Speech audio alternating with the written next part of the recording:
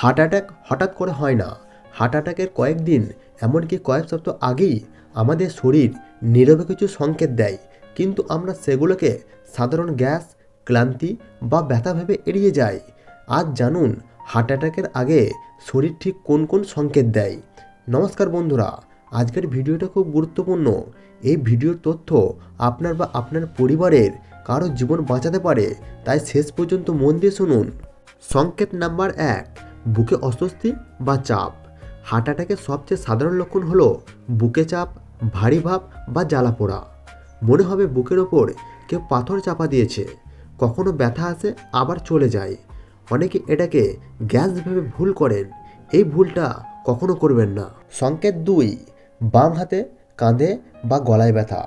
হার্টের সমস্যা হলে ব্যথা শুধু বুকে নয়, বাম হাত, কাঁধ, গলা, চোয়াল বা পিঠে ছড়িয়ে পড়তে পারে। যদি দেখেন হঠাৎ ব্যথা হচ্ছে বা ধীরে ধীরে বাড়ছে, তাহলে এটাকে কখনো হালকাভাবে নেবেন না। সংকেত 3, অস্বাভাবিক ক্লান্তি।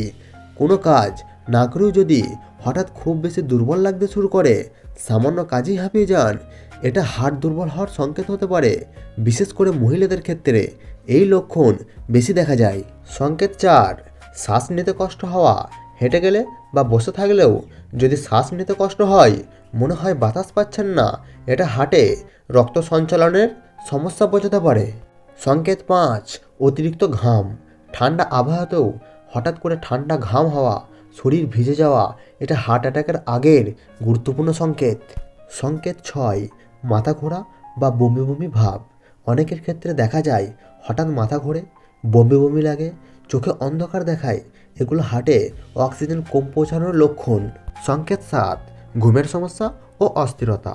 হার্ট অ্যাটাকের কয়েকদিন আগে অনেকেরই রাতে ঘুম আসে না, মনে অজানা ভয় বা অস্থিরতা কাজ করে। এটাকেও অবহেলা করবেন না।